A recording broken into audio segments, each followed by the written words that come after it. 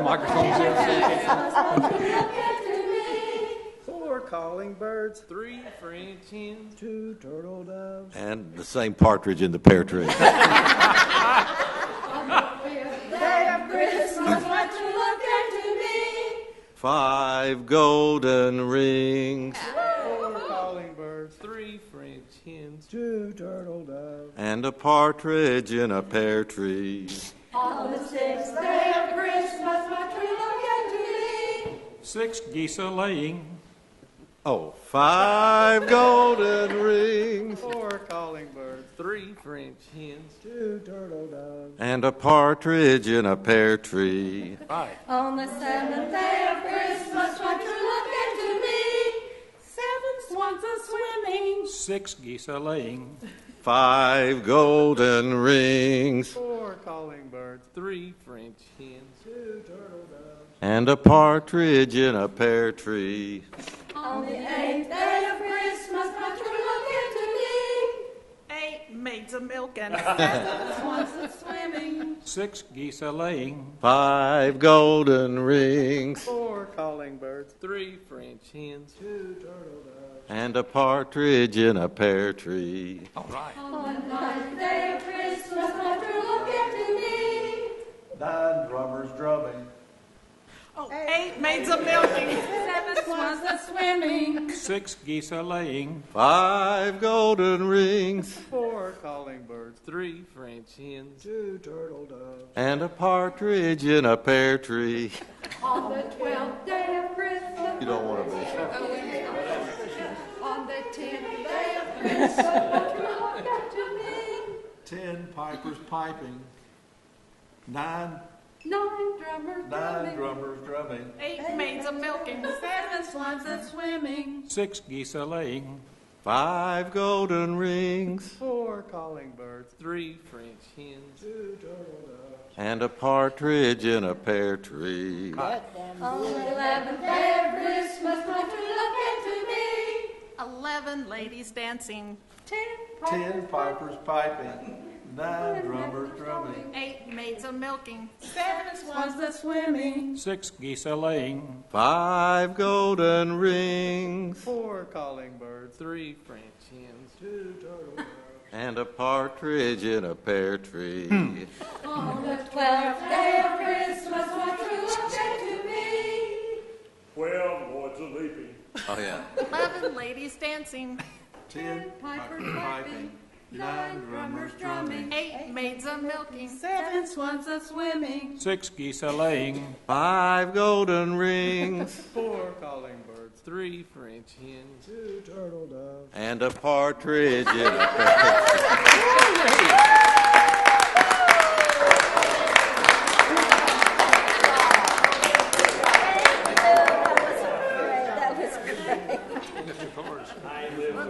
Thank you. Thank you. Hey, Bill, you were better than you gave yourself credit for. Yeah, he's got the All right. I know it. Now, y'all won't be back till next year, right?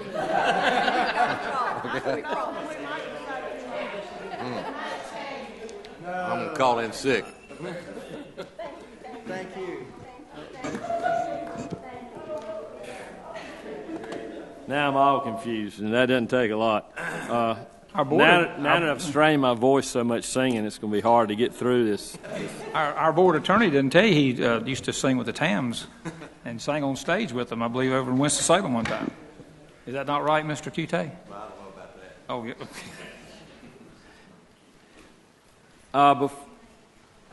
On the agenda, do we have any adjustments, Mr. Johnson, to the agenda? No, sir, we do not. I would like to ask, were we going to, Dr. Hussain, do we want to discuss any changes to the agenda on personnel? Yes, I would just like to point out you have the December personnel report in front of you, and Mr. Page, Mr. Johnson, members of the board, you will note under Section F that we had some administrative positions that have been posted. We completed The processes for those and the recommendations are there. When you came in, because of the timeline of those interviews, you find, pursuant to board policy, a copy of a standard contract that would be for both of those individuals, as well as their subsequent compensation schedules. Given that you may not have had time to adequately review everything, even though you're familiar with what those are, they're AP contracts, standard contracts. If you would like to table those or to include those in the personnel report, you would have to make that call for all of the other items tonight. So our option is we could remove those temporary or table them, and if we need to discuss them in closed session, and then we could come back out and vote on. Or if everybody on the board is happy with it like it is, then I'll entertain a motion that we accept the agenda as is. But that's, of course, at the pleasure of the board. I'd like to make a motion. Is that what you're asking for? If that's the way we want to go with it, I'm fine either way. I'll make a motion that we accept the consent agenda, including these two. Well, let's do the whole agenda.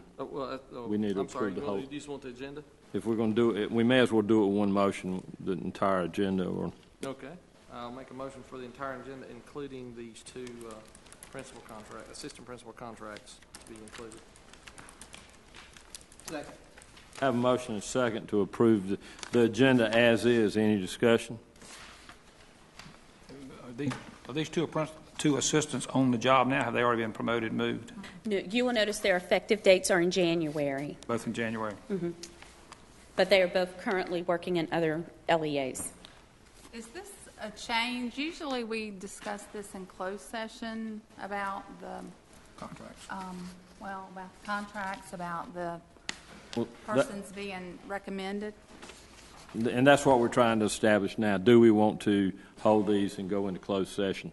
Generally, when those have been discussions, Ms. Haynes, those have been principalships.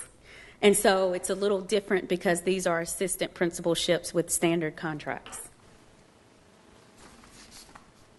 And I think it's a pleasure, board, if we approve the agenda as is, or if you would like to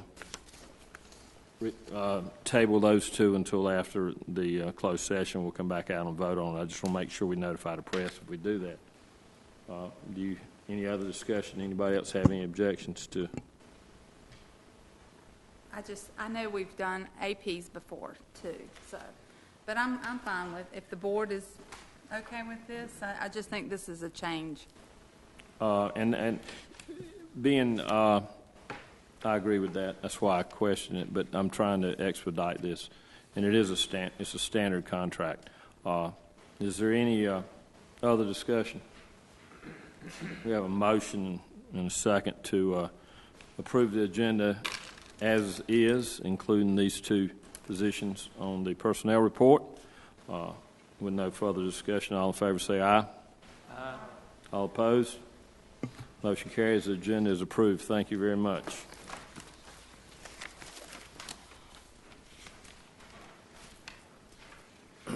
Moving on in the agenda to our consent agenda, we'll move into personnel. Dr. Hussain, we'll be back to you again.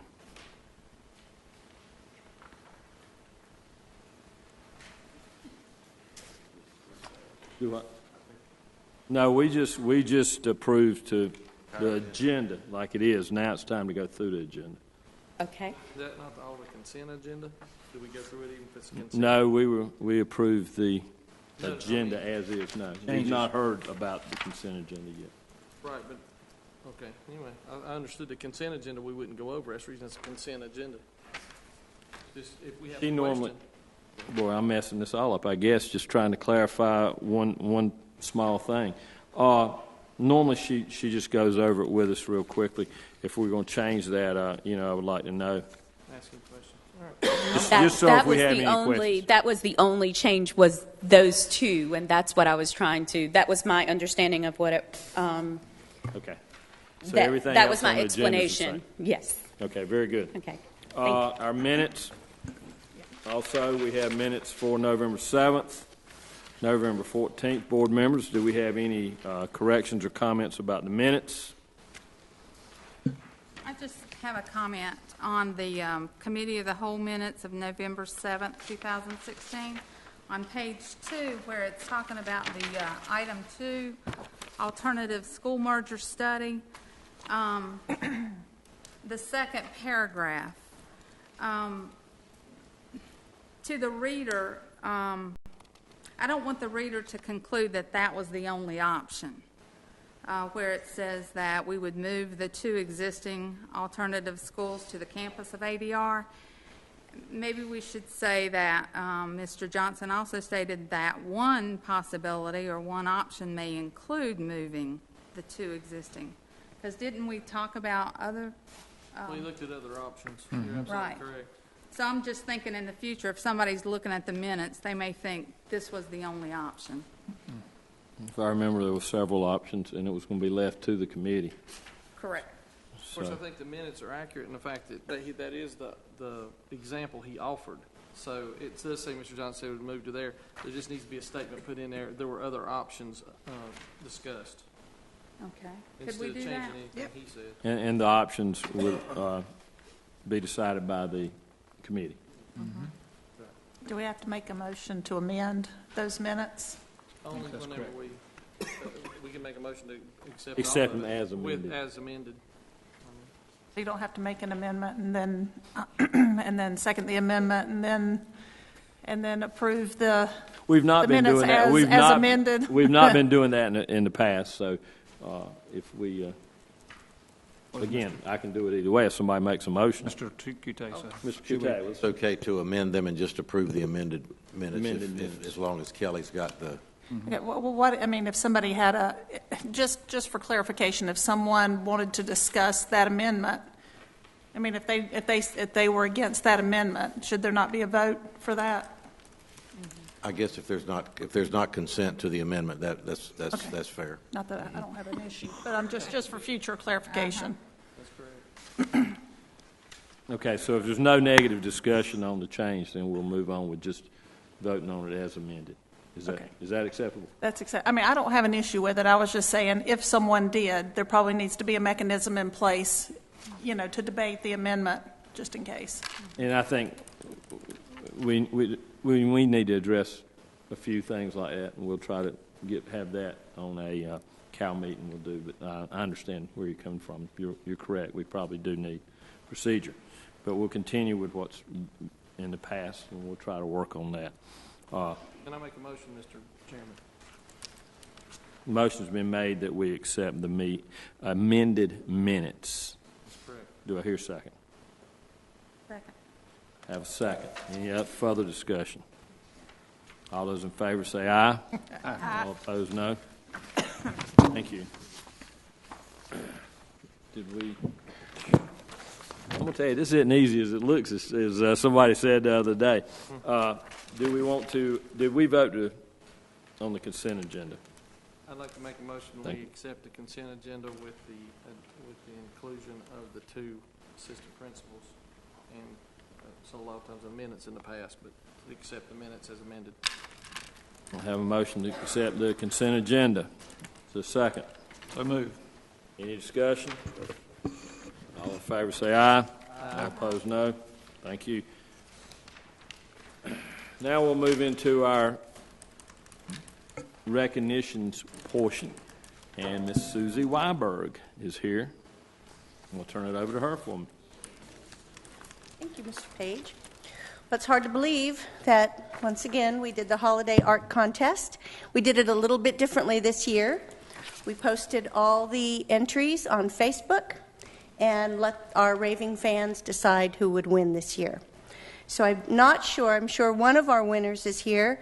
Our K2 winner is Maria Castillo Solis, first grade student at Troutman Elementary. I think Maria is here. Maria, could you come up here with me? Our 3rd through 5th grade winner was Adela Campuzano, 5th grade from Lakeshore Elementary. Oh, yay. And Kaylin Suggs, 10th grade student at South Iredell High School. Kaylin didn't make it. Each of you has the holiday card that's going to be sent out from the district. But these amazing students also, in addition to now being professional artists, because you're getting money, you're getting some cards for yourself and your family. So there's a packet of cards for you. There's a packet of cards for you. Wait a minute. Hold on. Give that to your mom. Give that to your mom. And I will make sure, wink, wink, nod, nod, that this other student that was not with us tonight will get it.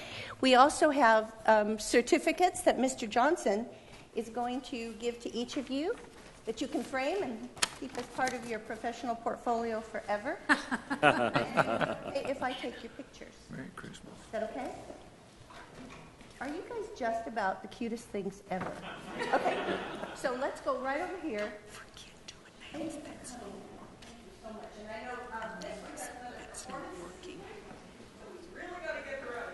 It keeps shutting off. Yeah, that's not, yeah.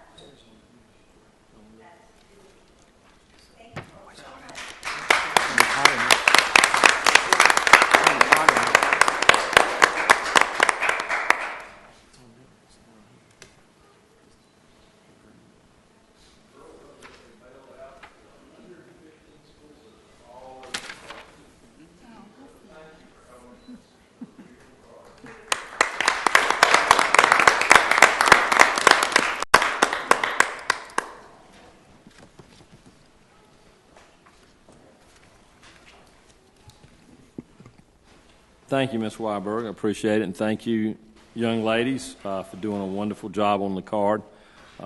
We really appreciate it. We'll be moving into our non-consent agenda. And first, I'd like to say that we have some technical problems tonight, and our screen's not working. I tell you, they're really trying to throw the new chairman under the bus here tonight with changes. But anyway, so here we go. We have 47 policies tonight. So we'll start off with Ms. White, and you have 12 policies, and they're all for second readings. So is it your preference to wait to the end to vote on all 12? Sure. I plan to really not say much about any of them. Good evening. This is the second reading. Policies 1 through 12 are the ones that I am responsible for. Since the first reading, there's been no changes and no public comments on any of the policies. If you have questions about any one in particular, I'll be happy to try to answer them. And most all this is about the Iran situation. The majority of them are. There are, I think, 3 new policies that just put in place in actual board policy internal procedures that we've already been following for travel, employee travel, board of education travel, and then there's one other new policy. There might be 4, actually. I think the Federal Grant Administration policy on number 11 on the list is new. That's requirements put in place by the new uniform guidance that the federal government has passed. And disposal of surplus property, number 8 on the list. That, again, is new, but it just puts in policy procedures we've already had in place. Are there any other questions of Ms. White or any comments about her 12 policies? I had one question, and it might be covered somewhere in policy 6420, agenda item VA3. And this doesn't have to do with the change, but I was just reading it, and I was wondering I'm not sure that this ever happens, but if a high school has a purchase to make over $90,000, does that also have to be approved by the board? Correct. Okay. All right. Just out of curiosity. The chair would entertain a motion to pass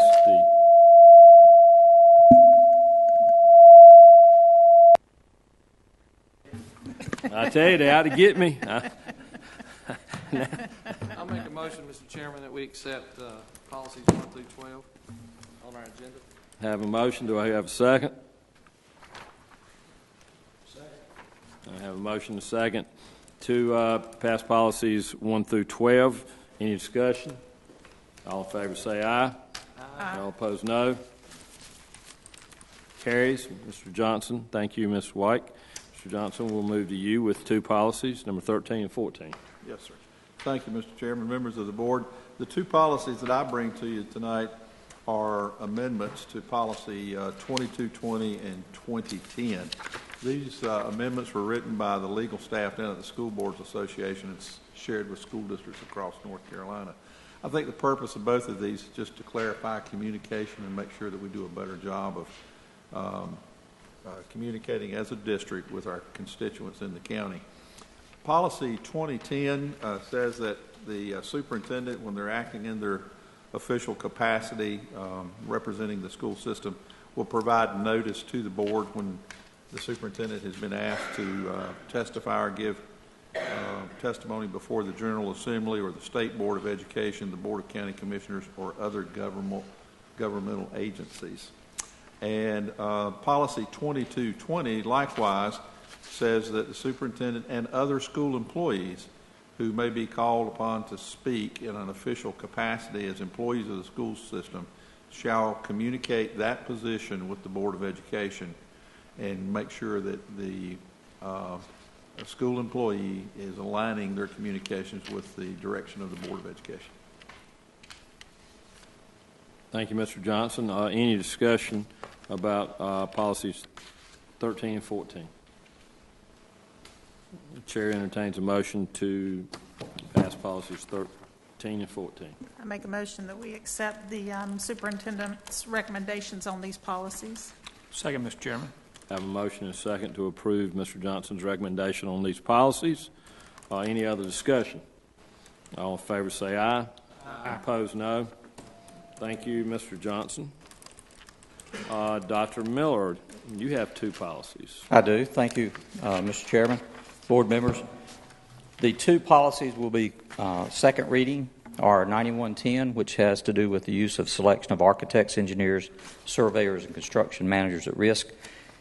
This particular one addresses the issue of a exception for that selection process whenever we're using a prototype school.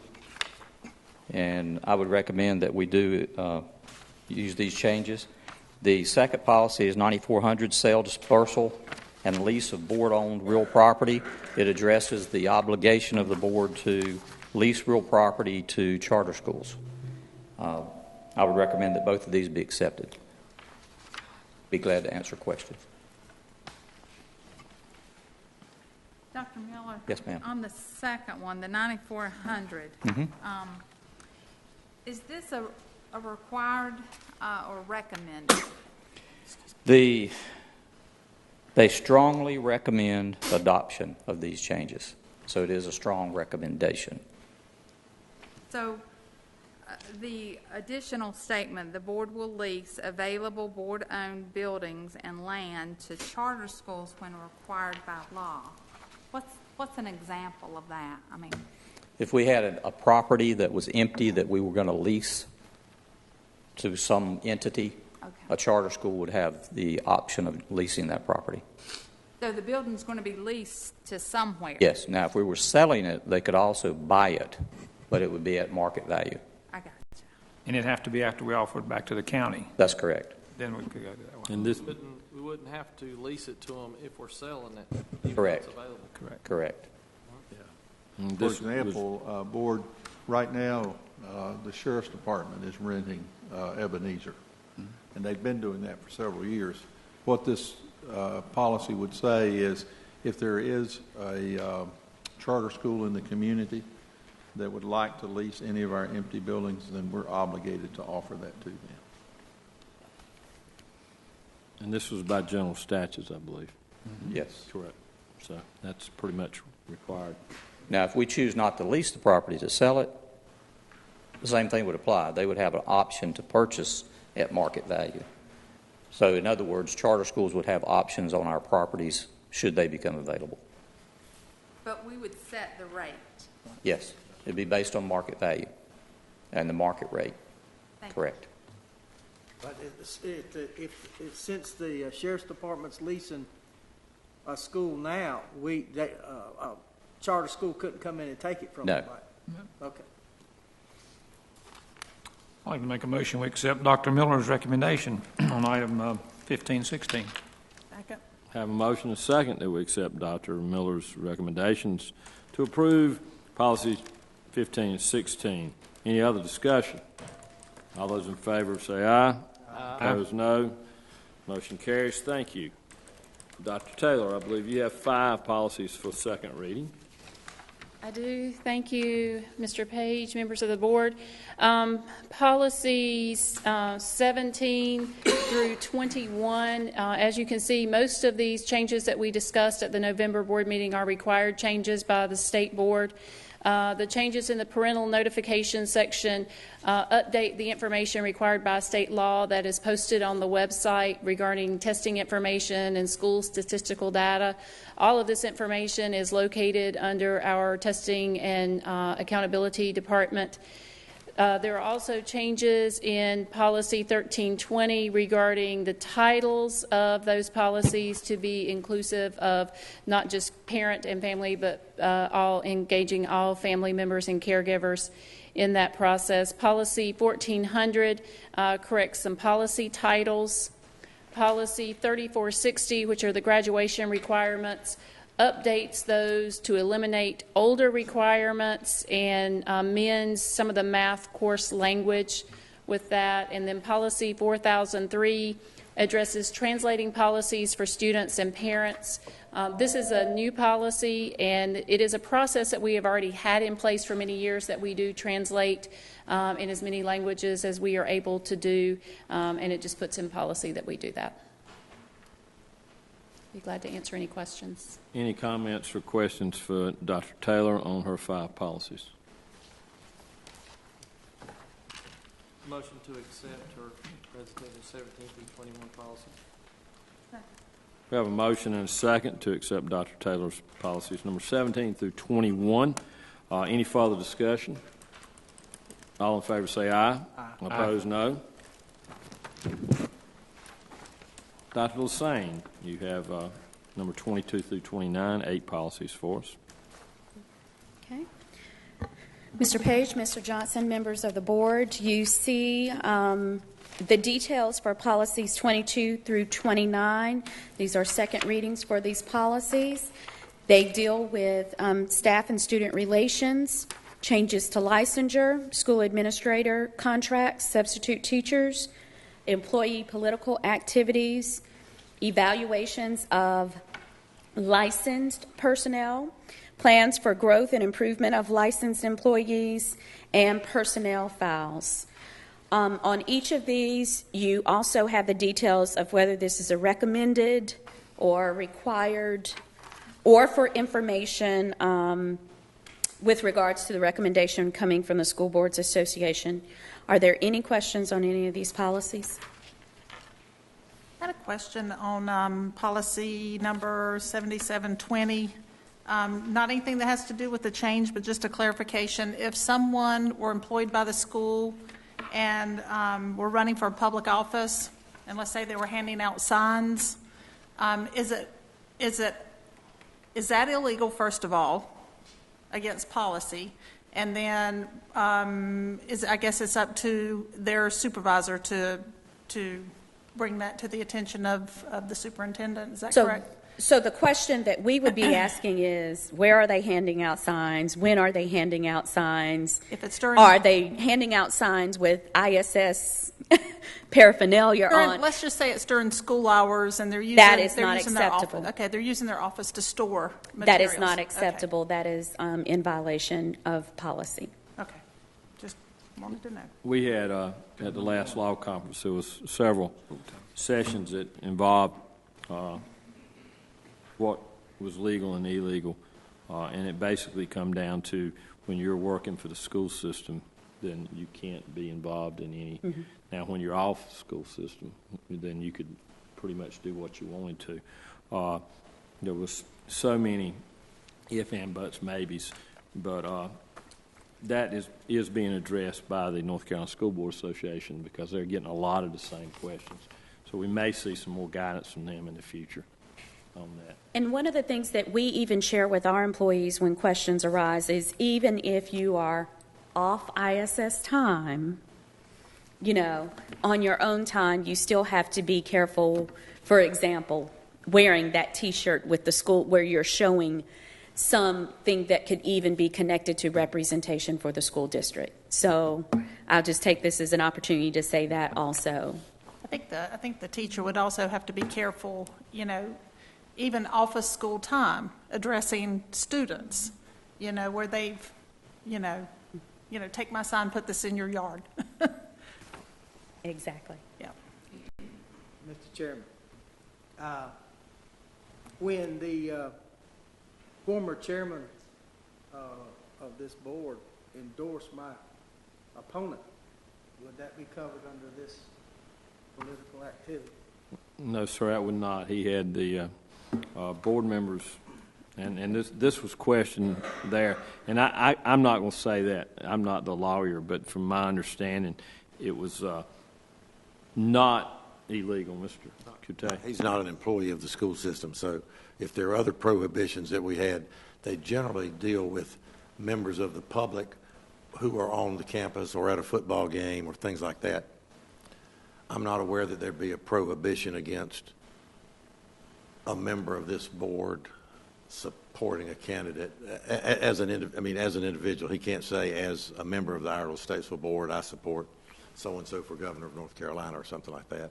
But the policy that Dr. Lassaine's bringing us tonight deals only with employee activities. Mr. Howell, I attended an ethics training with Dr. Lassaine, and I asked that same question. And what we were told, and correct me if I'm wrong, Lassaine, but Allison said that a board member has a right to endorse whoever they want. Exactly.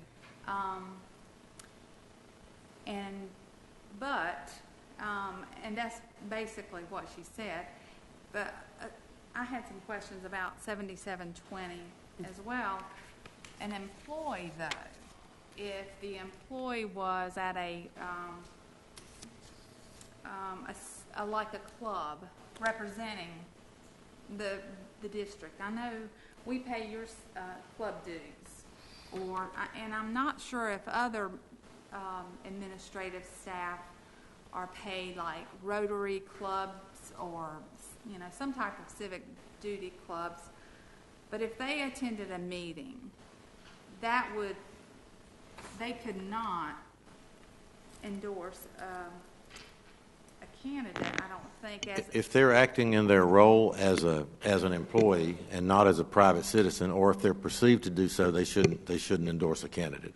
Right. If they're a representative of Iredell-Statesville. But I think there'd be a line that would say, if I'm an employee of the Iredell-Statesville schools and I go to a club meeting and say, listen, I'm not speaking as a member of Iredell-Statesville schools. I'm just speaking as a member of this community, and I support Joe Smith I don't think it's a good policy, but particularly internally, I think it can be confused for any employee to have anything to say about who's running for these jobs. But beyond that, as long as he doesn't do it in his capacity as an employee, I would say it would be okay for the employee to endorse some other candidate, unless there are policies that prohibit that. And I don't think that they do. A lot of our activities are employees during school time and non-employees on school property or at school events or using school personnel and all those kind of things, which are absolutely prohibited. And that speaks directly to point number 3, which these political activities must not make use of an official school position to encourage or to coerce students or others of the system to support any party, any candidate, or any issue. And that's where the gray really comes in, because, you know, you have to be mindful of, am I doing this as part, am I using my positioning, am I using my name, am I using, you know, all of those sorts of things. I might be mistaken, but I think the Federal Hatch Act speaks to this for federal employees, and it shows you how, I mean, the federal law has simply taken the position that, you know, if you're employed by the United States government in some fashion, then you're not supposed to have bumper stickers on your car, signs in your yard, and all that. And so it's a fine line, because we should all be entitled to have be members of society aside from the hats that we happen to wear, and that makes it very difficult sometimes. Mr. Chairman, if a teacher had a mock election, would they be breaking this policy? Not in and of itself by having a mock election. You know, as part of the duty, it's in the curriculum to educate one on civic responsibility. But you do have to be careful where you draw lines if it gets to a point of taking sides, advocating, you know. But as far as, you know, exercises in learning how to be a responsible citizen, that could be covered in the curriculum. Does that kind of answer your question? It does. I mean, Okay. this is close to infringing on the First Amendment, so I don't. And that was the entire session at the law conference, was about what rights a teacher has or any employee has. And perhaps we can go back and get that presentation and have it presented to the board. Well, it's control of the workplace, not violation of the First Amendment. I mean, you've got 16 hours a day where if you're a school employee and you say, I'm, for purposes of my advocating for this particular candidate, I'm not speaking as an employee of the Iredell-Statesville schools. And I think that's what they're trying to do is, you know, the obligation on the school campus is, as Dr. Lassane said, you know, teach civic responsibility, but not advocate for one candidate or another. Any other comments or questions? Now, the chair will entertain a motion to approve policies 22 through 29. So moved, Mr. Chairman. Do we have a second? Second. We have a motion and a second to approve policies number 22 through 29. Any other discussion? All in favor say aye. All opposed, no. Thank you, Dr. Thank you. Lassane. All right, now we're moving into our policies for first readings. Dr. Taylor, you have one policy. Thank you. Yes, policy 2302, and I think this was clipped at the back of the other policies you had. This addresses remote participation in board meetings. This is a new policy, and I would recommend that we adopt this policy as is. There are times on occasion where board members are out of town and they must participate or would like to participate remotely during those meetings in case of a vote or something. And so this outlines when that participation may be acceptable and the conditions and processes for those remote participations. I'd be glad to answer any questions. This will sit until our January meeting for a vote. I think this is good that we do have a policy on that, because in today's technical world, I think that would give us opportunity for all our board members to participate. So, I don't have a copy of that policy. It's on the back of her policy, reading, first reading. Oh, the back of the first packet? Yeah, that's right. It's the last policy in that packet. I apologize. We looked through there, right? any questions or other discussion about policy 2302? What's first reading? First reading. Okay. If not, we'll move on to Mr. Richard Armstrong. And Mr. Armstrong, you're the winner tonight. You have 17 policies to discuss for first reading. Take 17 seconds. 17. Mr. Page, Mr. Johnson, members of the board, for our first reading, and I'll just be brief with each one. Policy 3320, school trips. It adds an internal policy, cross-referencing text, Section E. Policy 3620, extracurricular activities and student organizations. It adds a statement expressing the board's position on the participation of sixth grade students in interscholastic athletics. Policy 4100, age requirements for initial entry. In Section D, adds new requirements to address the school's obligation to enroll students in foster care and revises existing language regarding students who are homeless. Policy 4110, immunization and health requirements for school admission. It adds a new Section D to require the immediate enrollment of children in foster care who lack documentation of immunizations or health assessments. Policy 4120, domicile or residence requirement. It adds statement in the introductory paragraph noting the potential right of students who are homeless or in foster care to continue attending their school of origin. Policy 4125, homeless students. It updates the policy to comply with changes to the McKinney-Vento Homeless Assistance Act and guidance issued by the U.S. Department of Education. Policy 4135, tuition for discretionary admissions, modifies the opening paragraph to clarify the standard for tuition charges and to specify the deadline annually determining tuition charges. Policy 4150, school assignment, adds requirements applicable to students in foster care in sections B, D, and E. Policy 4700, student records, adds provisions regarding homeless students in subsections C, number 1, and H, number 3. Policy 5000, schools and the community, requires assessment information to be published on the school system website.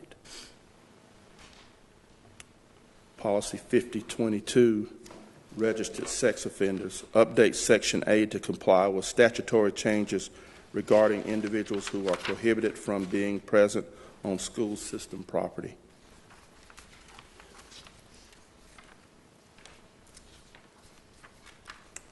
Policy 5027/7275, weapons and explosives prohibited, clarifies that students are subject to a separate policy governing conduct related to weapons, not this policy. Policy 6220, operation of school nutrition services. It relocates the statement directing the superintendent to develop procedures from the end of the policy to the beginning. In subsection A7, adds a purchasing preference for foods grown or raised in North Carolina as permitted by new state law. Now, I would ask you to look at policy 7241. This is not written in yours, but last Monday I told you that I would make sure we had some updates, and I'll point you to those sections. If you look at in policy 7241, drug and alcohol testing of commercial motor vehicle operators, if you look at section B,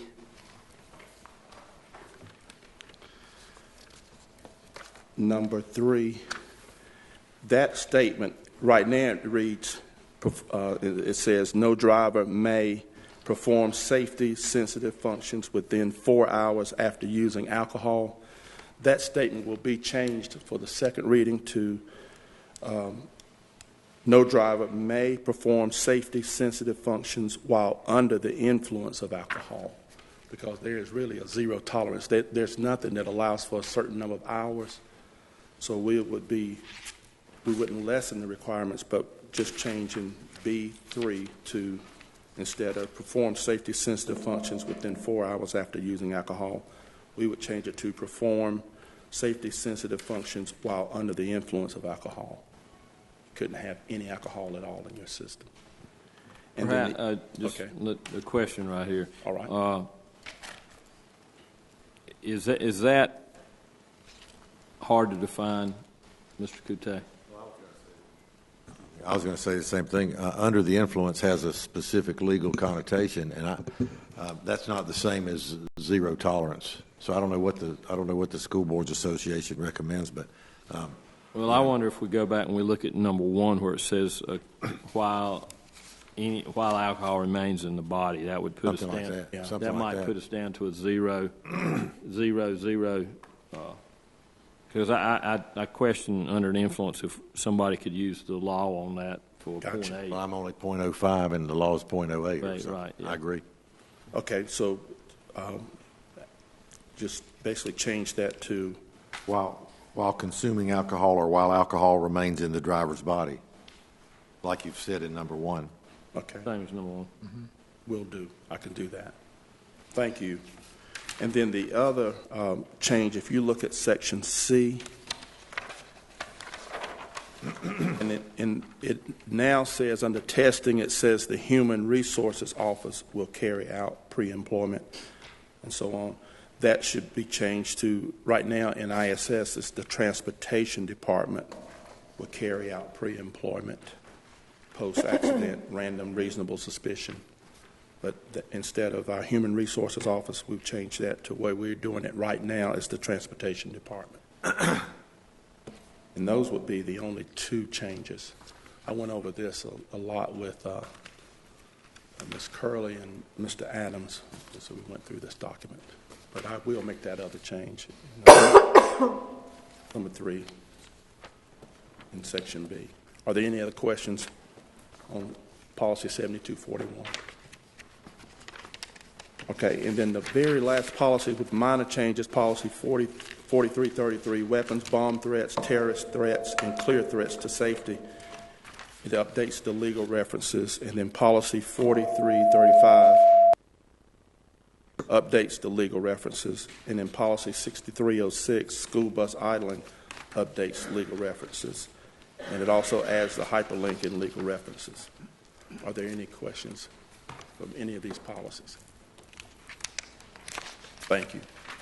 Thank you, Mr. Armstrong. And these are first readings, and they will set for 30 days. We will have our, I'm telling you, we will bring them back in January for our second readings.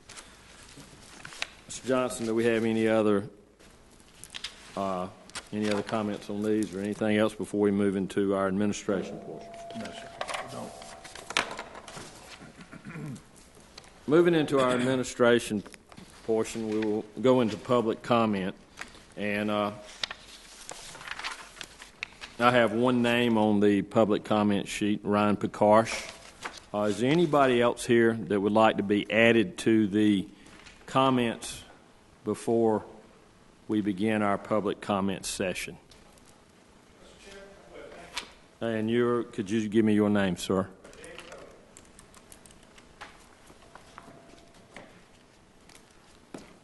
Any other person would like to be added to the list of public speakers before we get starting? Thank you. Mr. Karsh, you'll have 3 minutes, and please try to stay within the 3 minutes. I'll be short. Ryan Pegarsh, 386 Brooklyn Drive. Comments tonight are on the pay study. You paid $18,000 to hear a pay study, and you only gave them 48 minutes to have a presentation to you guys last week at the COW meeting. I think doing as the taxpayers, you guys are not doing us a justice to hear that pay study. I understand you got a booklet and the staff helped you guys with that, but it is sorely, as a taxpayer, I think you guys are not doing us a justice as we vote you in to support us to make sure our tax-paying dollars are doing the right justice. On the other end, I don't think we should have spent the $1,800,000 because we have a staff that can do it. Dr. Lassane, she showed you the principal sheet, and it was probably one of the best forms I'd seen. She could have done that same thing. The numbers are on the website. Anyone with market research can understand those numbers and can do the same thing that was done by that group. And I think you guys need to reevaluate how we're doing pay studies and spending $18,000 when we have a staff where we can pay somebody on our staff $18,000. That's my time. Thank you, Mr. Karsh. Mr. James Hogan, please identify yourself and what you're going to speak on. And, sir, you'll have 3 minutes. Thank you. Thank you. Good evening, Mr. Chair. Thanks for the time. My name is James Hogan, and I just wanted to bring greetings to all of you on behalf of our schools first. For those of you who don't know who we are, We are a nonprofit 501c4, which coincidentally is not a political organization, but an organization that seeks to educate the community about a given subject, and ours is public education. As you heard earlier this week at the legislative breakfast, there are a lot of wonderful things that our schools are doing. There are also some concerns that our community has about public schools, including administrative pay, including school calendar flexibility, creating a more accurate school performance grading measure, pushing for charter school accountability that doesn't have a punitive measure for local public schools. And finally, addressing the class size issue that was an unfunded mandate from the state of North Carolina that could end up costing us some of our arts teachers. And folks, I got to tell you, if nothing else, choral arts is important. Your singing earlier today is evidence of that, and we have to do what it takes, I think. Now, I have confidence that a lot of you know about these and are even more articulate about them than I am, but our platform with OS1 is really to work for students, their teachers, the classrooms and schools in which they learn, and supporting those with sound public education policy and appropriate funding. Now, earlier today, my daughter, who is a kindergartner at East Elementary School, read to me 52 words in Spanish. 52. I don't even know how to say 52 in Spanish, but she read to me 52 words, and she has been in kindergarten in that program now for just about 4 months. I got a little bit teary-eyed, if I'm being honest, and I don't mean to brag on my daughter because her classmates there at East Elementary in kindergarten can do the same thing. We have remarkable schools. We have schools that come together for students whose parents are in difficult times. You heard a lot of policies about homeless students. We have those too. And we have a wonderful program here. I want to wish you all the very best as you endeavor to support those students, those teachers and administrators, and indeed our community. You have an important job. I congratulate you on your election, Mr. Page and Mr. Gallion on being chair and vice chair, and please know that we support you in your work to make our public schools better. So thank you for your work, and very good luck in your mission. Thank you. As we finish our public comments, now we'll open it up to board member comments. Board members, any comments? I've got a comment. I didn't put my mic down. I was talking with some school board members that were in another county, and we were talking about child nutrition and other things that are there. And maybe I'm a little biased. I work for the Department of Agriculture. We're in the #1 dairy county in the state. And I'm not sure what it is they serve in schools now, but it's not really milk. It's some kind of 0.5% something, whatever it is. And the reason I was leading toward that is this was in Haywood County. They had their board voted to opt out of that requirement, and they've got whole milk in their schools. And right now, this coming Thursday, the Dairy Association is going to meet, and they're looking at going back to the school systems with a presentation to put milk back in the schools and let the kids have it. There's so much for the calcium and the building the bones and the things that are there. I can't speak to that. I'm not a nutritionist, but I can tell you I grew up drinking about a gallon of milk a day as a kid, and I'm healthy as a horse, never broke a bone. And so I'm trying to figure out why we need to exempt that from the diet that's there. And some of the things, it's kind of like the eggs are good one day and the eggs are bad the next. Well, fat in food was bad, now fat in food's good. So I'm not sure, I'm not going to get in that part of the discussion, but I think we need to look at these kids and the nutrition we're taking away from them and some of those items. And if we have the option to opt out of that, especially being the #1 dairy county, I think we should. So I know Jimmy Gray and some of the others that are on that national board or may come in here and ask for a presentation or at least some of your time to tell you about that. And I'd like us to be on the cutting edge of looking at the data as opposed to waiting to respond to what they say. So I'm just putting it on the table that I think that's something I'd like for us to look at. I don't want us to spend a lot of time on it, but I think it is worthy of time. Thank you. Any other comments? Thank you. Okay, sure. Never quite sure where to say these things, but look at where we are right now, Mr. Chairman. This is December. Before we know it, it's going to be January, and it's going to be next May. It's going to be June, July, and August. And I remember what we got into last year with contracts, and I had a feeling that Mr. Page has already addressed that with Mr. Johnson. But I'd like to ask if there's any way, whatever it takes to get started on these things, if they are coming up this year, there are 2-year contracts, 4-year contracts, whatever those contracts are, can we get those things done earlier in a more timely manner so that we're not pushed, rushed, overloaded, and feel like it's something that has to be done at that meeting and can't wait until the next meeting? Because those things are so important. The contracts are extremely important. We don't want to mess any of those up. And yet, we always feel like we're getting pushed to do them. So if there's something that has to start, and we said that many times last year, could we start earlier? Is there an earlier starting date for any of those? I don't know what's coming up. I don't know how many there are. But if there are coming up, and if we need to get started early, please, January is going to be here before we know it. And we're going to be looking at those things. I'd like to ask that somewhere. And I don't need comment. I just want to throw that out. Another thing, too, number 2 is, and several of us were in the North Carolina School Board Association breakout sessions where they talk so much about digital learning and what digital learning is and how important it is and how it's coming and how it's here. And we have digital learning. We have a one-on-one venue. We are in that area. We are doing something with that. But over here in left field is a list of items that we're going to have to consider. How do we sell the others? What do we buy?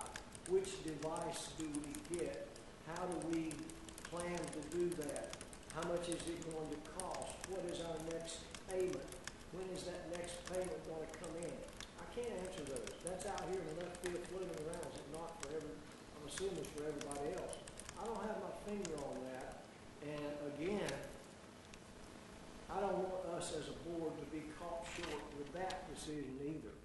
I think we need a systematic, way ahead of time. This is where we are now. This is what we're doing today. This is what we're going to have to do by next month. This is what we need to do by then, so that by the time that we absolutely have to make that decision, we have a ton of information from us. Not all in one packet in the last meeting, and somebody saying we have to do this before the next month.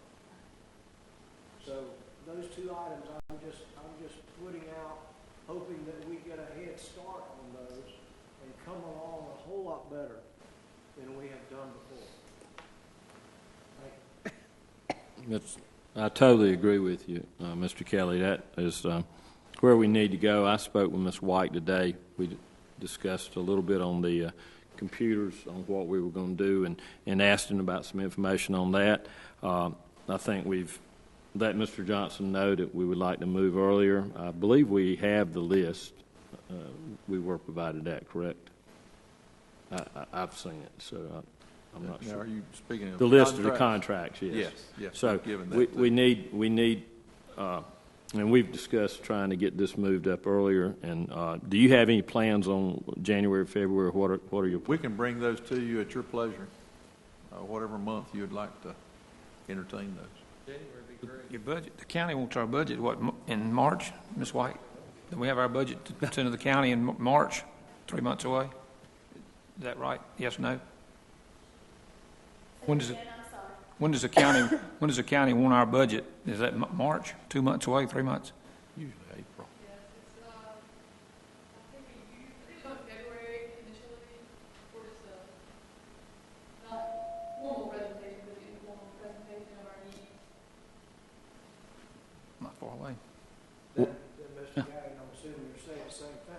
That's the third item, a third item. Budget. That we need to be working on ahead of time before it's 30 days due. True. Is the budget, exactly. One of my desires will be at the CAL meeting, the committee of the whole meeting, is I'm going to ask for time for some organizational efforts that we all sit down and discuss these very things on how we want things done. So be thinking about that, and let's look at trying to get that. And Kelly, could we just make sure Mr. Johnson, we have that on the calendar for our committee of the whole meeting in January? Yes. That we have time for organizational. Thank you, Mr. Kelly. Appreciate it. Let me add to that then. And I know there's a myriad of things that come up that have to be done, that have to be on the agenda, that have to be studied, that we need to comment on, that we need to work with. But those are the top items, at least at this point. Those are up near the top. We need time, like he says, time for organizational meetings, time to talk about those items one at a time without it being at the end of 37 other items that are not on the same level of. I'll leave it at that. I agree. I think this needs to be one of our top priorities at our January meeting. And one thing the board may wish to consider is that you've given us several topics here that are very complicated and complex. You may wish to have a retreat so that you can go into these topics in great detail.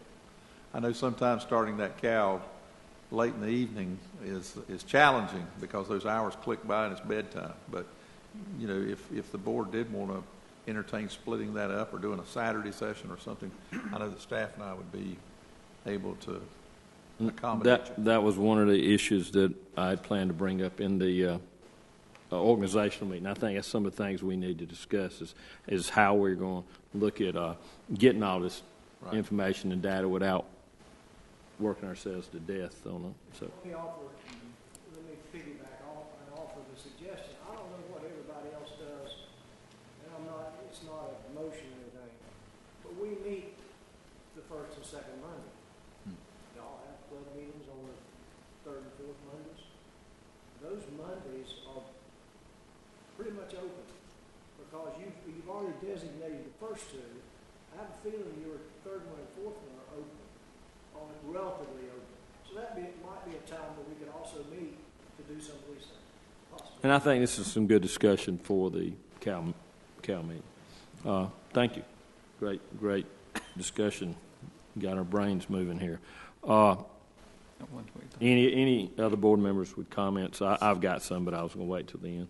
Well, we talked about this at our CAL meeting about us going to schools in the 47th annual conference we had over in Greensboro.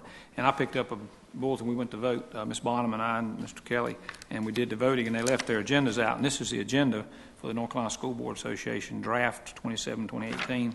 And then all the delegates, it shows you who's running the state on the State School Board Association. Do you still have yours? Give one to Mr. Johnson, and you didn't get one. And if you'll pass these down, Mr. Kelly, you still have yours by any chance, maybe, and then Max, and then give one to the attorney. I brought enough of these back, and it's just. I was there too. Oh, that's right, Max. You came in. I'm Can't sorry. have two of them. That's right. I'm sorry. He was the one sitting beside. Yeah, that's right. Voting. We were voting delegates, but that was some of the things she said. So I brought these back with us just to make sure that y'all had them and sort of knew who the people were that the state's got and some of their agendas. Did you get one to Mr. Cute? No. And Kelly, I got an extra here. Pass one to Kelly too. So, and Andy, you need an extra one? Mr. Kelly, you need an extra one? I just brought these back for our information, and like I said, we sometimes go to these and don't bring them back. Everybody doesn't know what's going on, but this was a voting when we went on, and this is the new officer, so y'all can have that for some reading and discuss some of their, since we just had a legislative meeting, compare what they've got, what we just talked to our people about. And I think one thing we will talk about in an organizational meeting in January is something that Ms. Bonham brought up about now when we go to conferences, we're required to come back and give an update. And I know, Ms. Bonham, I believe a couple of you will be doing that in January. So let's make sure that Kelly gets that, and then we'll come up with a procedure so that when we go to these conferences, it'll automatically be put on our next committee of the whole agenda. And we need to come up with some time, how long we're going to take, and that sort of stuff. And we'll try to, if everybody would just kind of make notes on what we want to talk about at the organizational meeting, it would probably be good. Anybody else with comments before I? Well, I'd like to make just a couple comments. I'd like to publicly thank the concerned citizens, the governmental officials, our friends from Mitchell Community College, and especially the county commissioners, State Senator Dr. David Curtis, State Representative Mr. John Fraley, for attending the system's recent legislative breakfast this past Thursday. I felt the members of our staff expressed their concerns on varied concerns in an appropriate and professional manner. Anyone at the meeting had to walk away impressed with the great passion and love our administrators, teachers, and teacher assistants have for our children. I also want to thank our administration, especially Susie and Mr. Johnson, and our staff for the hard work to organize the event. I want to thank our many principals for doing their part by attending and allowing some teachers and TAs to attend. I want to assure everyone that all schools and classes were well covered and everything ran smoothly. I also would like to thank the many businesses who covered most of the cost by donating the food, drinks, and paper for us. Making sure our elected officials are aware of our successes and also our issues is very important. As chairman, I assure you I will champion Iredell-Statesville schools at every opportunity with our elected officials as well as the public. And once again, thank you for everyone that made that possible, Mr. Johnson. Thank you very much. Mr. Johnson, time for your comments, sir. Thank you, Mr. Page, and board members. I have a wonderful slideshow prepared for you tonight. Okay. I've got pictures to prove it. Unfortunately, we've got a technical glitch tonight, and we're suffering through that. I would first like to simply say we are a great school district, and we've got some wonderful folks. Very, very busy folks. There's something good going on every single day in our district. I want to call your attention to a project that was recently sponsored by our Student Services Division down in the Mooresville community. It was called the Bedroom Project. And this project was a mother who lost her high school daughter to drug abuse a few years ago. And we partnered with Williamson Chapel United Methodist Church down there. Had about 150 parents show up that night. It was one of the best attended events we've done. We've been hosting these events for many, many years. And I was really, really taken away by the attendance that night. The church also fed everybody that night, and that was going way beyond the call of duty, in addition to allowing us to use their beautiful facility.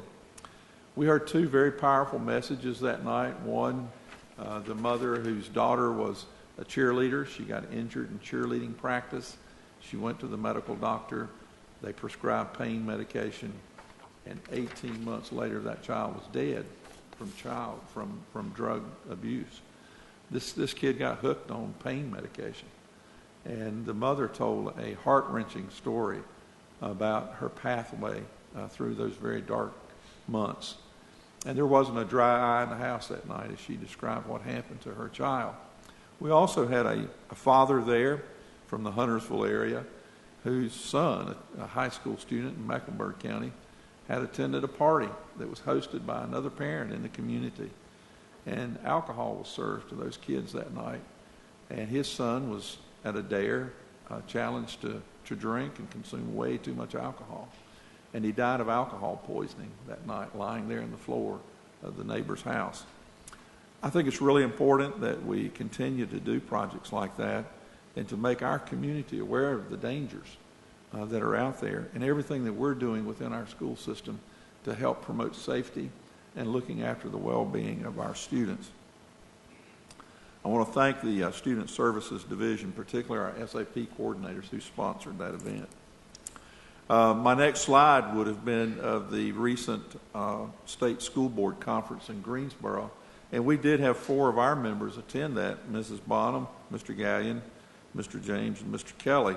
And the photograph that I was going to show you tonight was our new state superintendent, Mark Johnson. And you got to hear him that day. And I learned some things about Mr. Johnson that I did not know. I learned that he was a teacher in Mecklenburg County for 2 years. He worked for Teach for America. And it was at those 2 years there at West Mecklenburg High School that set him on his trajectory to get involved in politics and to focus on education.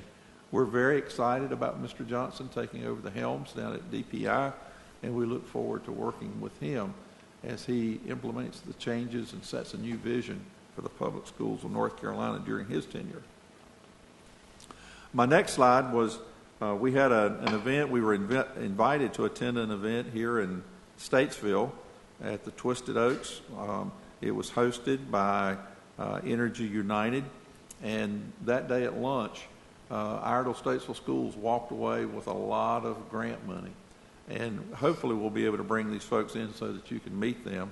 Adrian Bussell from North Iredell High School, Alicia Driver from Mount Morn IB, April Smith from Harmony, Cynthia Marshall from NB Mills, Danielle Dixon from the Career Academy, Dawn Walker from Cottle Creek Elementary, Deborah Shaley from Lake Norman Elementary School, Laura Welburn from Presley, and Linda Dearman from NB Mills were all awarded grants through our partnership with Energy United. And each of them had an opportunity to tell a little bit about their project. And I was so proud that day to see ISS so well represented in that crowd. The next picture is something that I've never seen before, and that is one of our students won a grant from Energy United. Her name is Bethany White.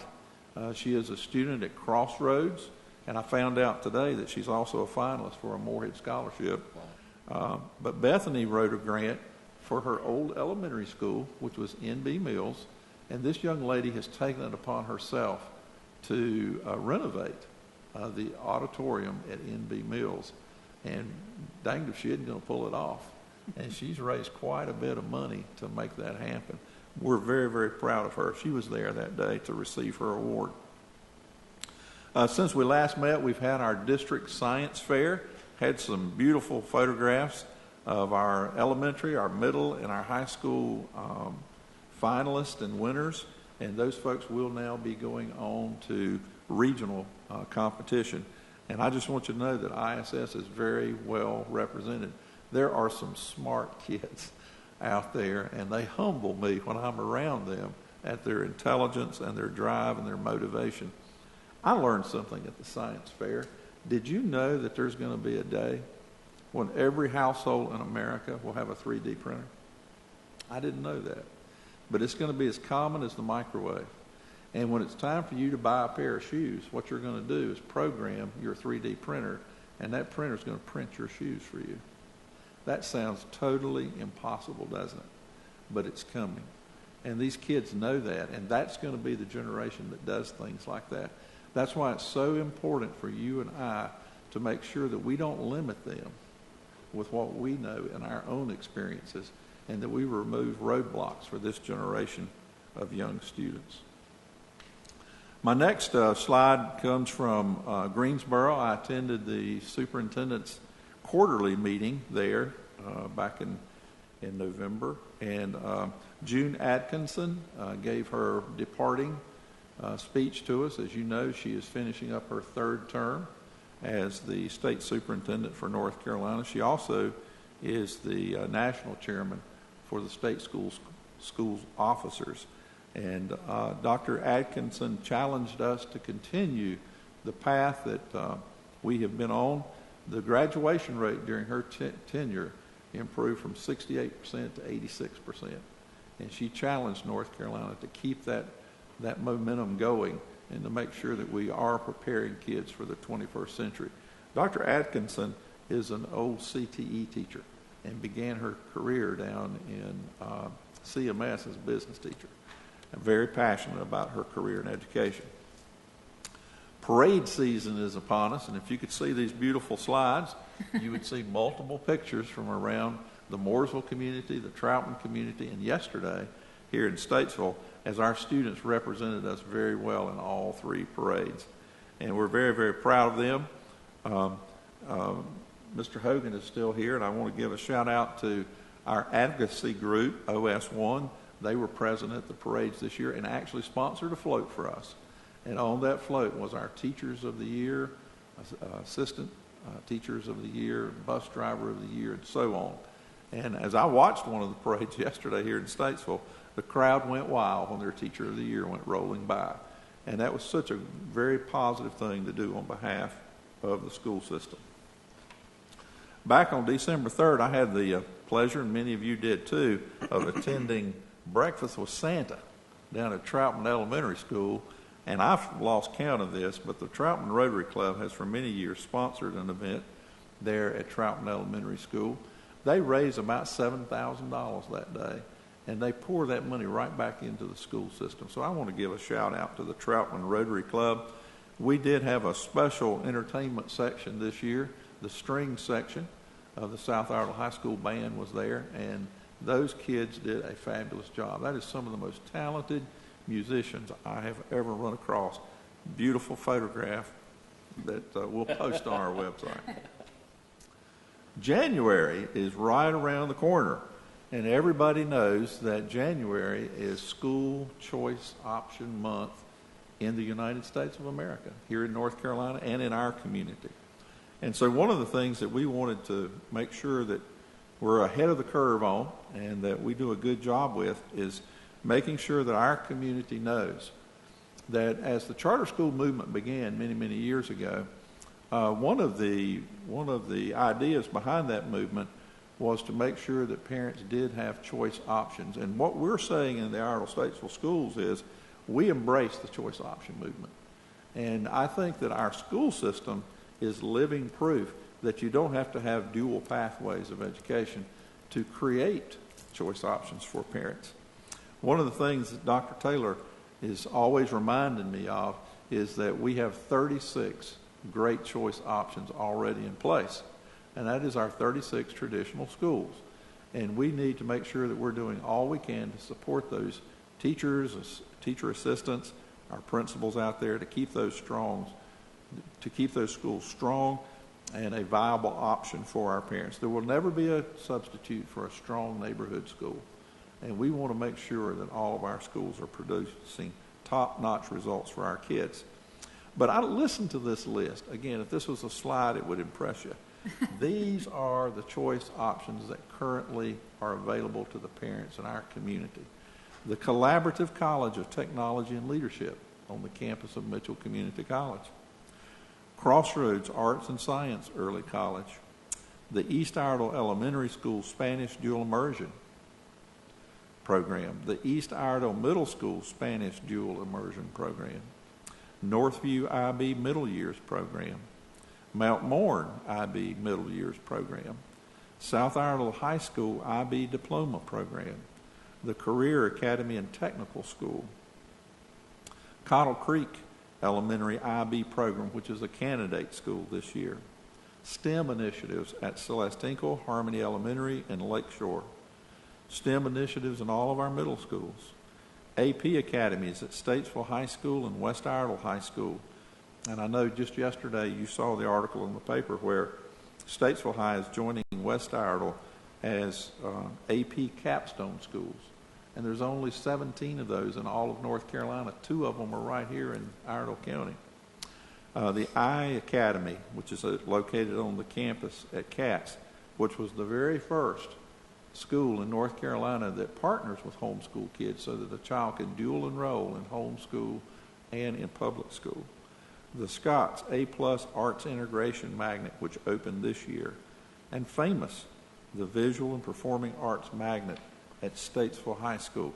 Those are our current choice options, magnet schools, if you will. And any parent that lives in Iredell County, and those out of the county, as a matter of fact, can exercise their right to apply to go to any one of those schools. We're very, very proud of that. And there are other options that the board and that our staff is working on that we hope to see come to pass in the future, and we'll continue to offer more options. And we're going to promote these during January, during this National School Choice Month. They include the early college at North Iredell High School, program expansions at the Career Academy again, the technology immersion at elementary schools. We've done a great job in our school system of having a one-to-one initiative in our middle schools and our high schools. But guess what those elementary schools are asking about right now? What about me? Can I have a one-to-one initiative in an elementary school? And we're going to have to figure out a way to say, yes, we can do that. Foreign language programs in elementary school. I saw wonderful examples of this in Baltimore, Maryland recently, where foreign language is being offered to children in elementary school. And as one of our speakers said tonight, his daughter is absorbing language so easily at kindergarten. That's the time to teach foreign language to children. Next generation high schools.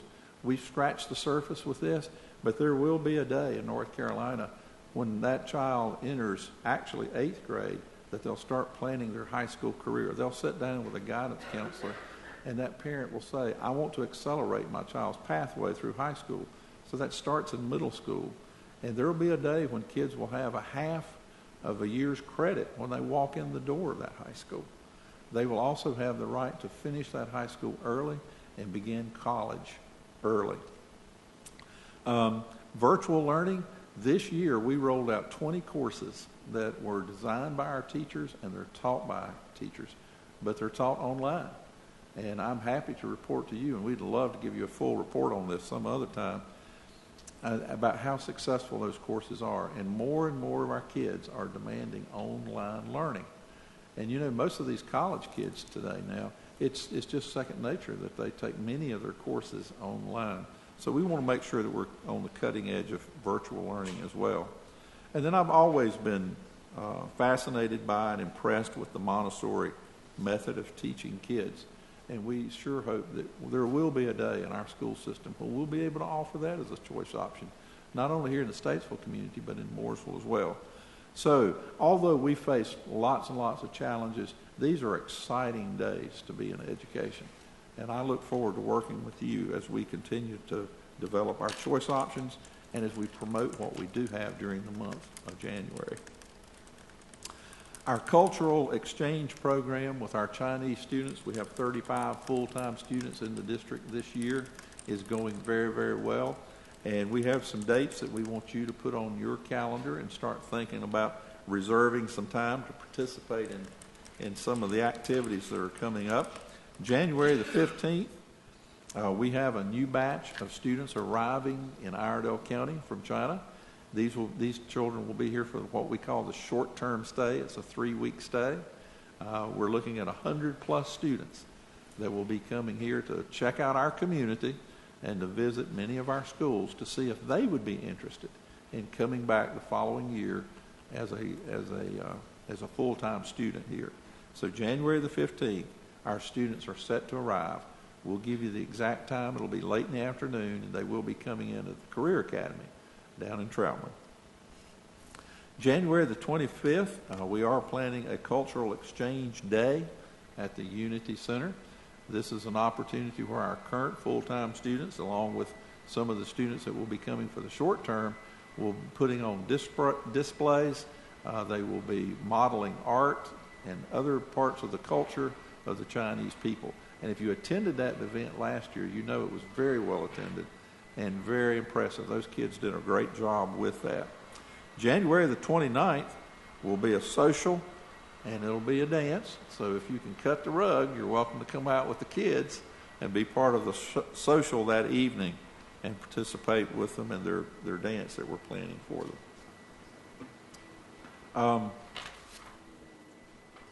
I have had the opportunity to talk to newly elected Commissioner Gene Houpt and Marvin Norman, who are co-chairing the Education Committee for the County Commissioners. And tonight I bring you greetings from those gentlemen and to say that they are very excited about calling a meeting of the Education Committee, maybe as early as January. They would like to invite our chairman to serve on that education committee and to ask the chairman to appoint 2 other members of our board. They will also be bringing in the Mooresville Board of Education and members of the staff there from Mitchell Community College. One of the first things, hopefully in January, will be a report on how the school systems are doing, and to also share with them some of our big rocks and big concerns for the future. So we'll bring you more details about that later on. So Chairman Page, that will give you some opportunity to talk to your fellow board members and be finding out who would be willing to serve on that committee. Man, there's a great picture of the legislative forum. And I'll make sure all of you get a picture of that. I'm impressed with the picture. It just looks so good. And Mr. Page, I join you in saying that I was delighted at the turnout that day. I thought it was a good day of communication with our elected leaders. And I am often reminded of a quote from Colin Powell. And he said one time that when he, of course, was a high-ranking military official, he served in Ronald Reagan's cabinet. He said, the day that people quit bringing you their problems is the day that you quit being the leader. And when I see that group there, that's our leaders. That's our county government leadership right there. And so I thank you for your attendance that day and for your attention to this. We're going to post, with your permission, the materials that we distributed that day on our website so that all citizens can go out there and see that very, very quickly. And I'm very mindful of time, but I do want to mention the 5 priorities that we identified ahead of time that we called to the attention of our elected officials that day. One of those is to make sure that we're doing a good job of reminding everybody about funding for public education, because we do live in a state now where our funding has fallen off to 45th in the nation. And that begs the question. North Carolina is a very prosperous, very rich state. And it begs the question, can we do better? It also brings up the question of we're engaged now in a great debate over vouchers and charter schools. And does it really make sense to take those limited resources and to start dividing them up? Would it not make more sense for us to come to the table and reason together and pool our resources to serve the children of this state? But adequate funding for public education is one of the topics that all of us need to discuss. The second topic that we talked about at the legislative breakfast was increased compensation for all educators. And this means all. This means the custodian, this means the bus driver, the teachers, the teacher assistants, and yes, the principals as well. I think our staff did a great job that day of pointing out that there is, we've talked about a teacher shortage in North Carolina for a number of years. Well, it's here now, and it's real, and it's going to get worse. And we, as leaders of the school system, have to get our minds wrapped around that, and we have to come up with a plan to address that teacher shortage. We can't continue to have positions posted on our website for 6 months at a time with no candidates to interview. We've got to figure out a solution to that. The other topic that we talked about at the legislative breakfast was the school calendar. And what we're asking for there is the same flexibilities that charter schools have. This elected group of folks here, the Board of Education, has the wisdom, you have the knowledge to pick the first day of school. And so we're going to continue to hammer that. We do feel like that we're making some progress there. And we think this might be the year that the General Assembly listens to us on the school calendar flex. Our staff members that presented that day did a really great job, I think, of making the case that this is best for children and that we do have children now and our teachers that are being stymied because of the school calendar. And so hopefully this will be the year that we get a positive response. Accountability and school choice options was our fourth topic that day. And there is a document. We're going to post this on our website. It is published by the North Carolina School Boards Association that does an excellent job of pointing out the differences between the laws that apply to you as a Board of Education and to our friends in the charter school. And it isn't a parallel comparison. There is more flexibility. There is more freedom to make decisions at the site-based level. And all we're saying, we're not saying do away with charter schools. We're just saying give us the same rules to play by. I think that's the biggest part of our agenda. I will close out by simply saying that we applaud the General Assembly for wanting to reduce class sizes. But what's happening with the current law is the law has changed, and we have to comply with that law, but there is no funding. And so everybody listening to this presentation needs to be aware that within the next 6 months, we've got to figure out a way to comply with that law, put 63 additional teachers in grades K through 3 with zero funding. Now, what we're talking about doing is not good. We're talking about principals being forced to do away with their arts programs, their music programs, their PE programs, and shifting those positions to classroom positions and making every teacher in the school a art teacher, a PE teacher, and so on. That is not the solution to this. The solution is either give us the flexibility and let us figure out how to comply with this law or fund it.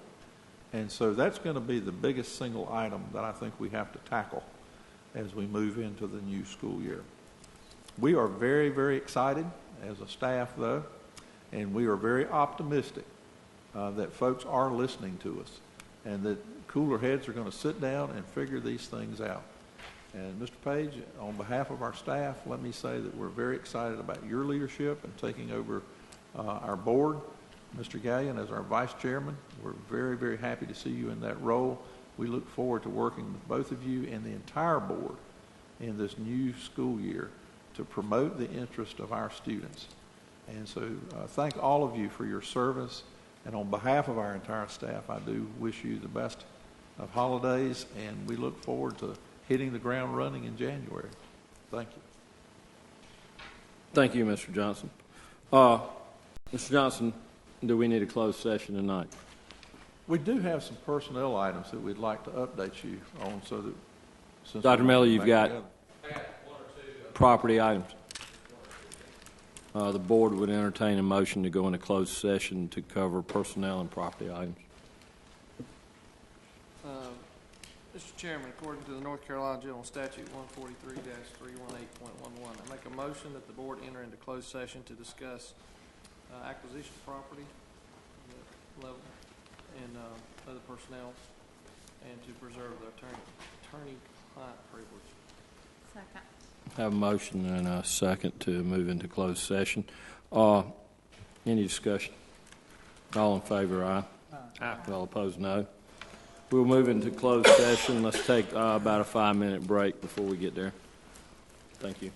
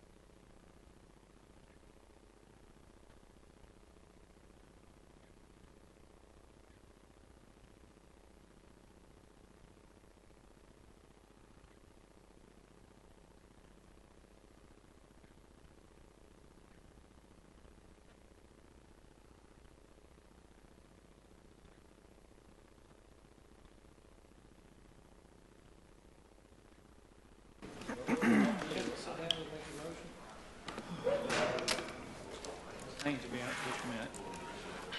Don't have your little sheet there, so you don't, do you know what to say? I have a motion to go back in open session. Second. Second. Any discussion? All those in favor of going back into open session say aye. Aye. Opposed, no. We have a motion to adjourn and a second. Any discussion? Are you going to do discuss those calendar? Before we vote on that, Mr. Gallion, who is our date police and keeps up with our dates, wants me to remind everybody that December 21st and 22nd are annual leave days, 23rd through 27th are holidays, 28th through 30th annual leave days, and the second coming back will be the committee of the whole meeting at ADR at 6 p.m. January 9th will be our regularly scheduled January board meeting back here at the Government Center. And the 16th of January will be a holiday, and the 23rd of January will be a teacher work day, or any other dates. Mr. Gay. I hope everybody gets your invitation Thursday for Auto Tech. This Thursday is Auto Tech's 20th anniversary, Thursday, December 15th, 11 to 1:30 in Troutman to come down and eat. Y'all get y'all's letter? Everybody? Any other discussion about the meeting, the motion to adjourn? All those in favor say aye. Aye. All opposed, no. We're adjourned. Thank you.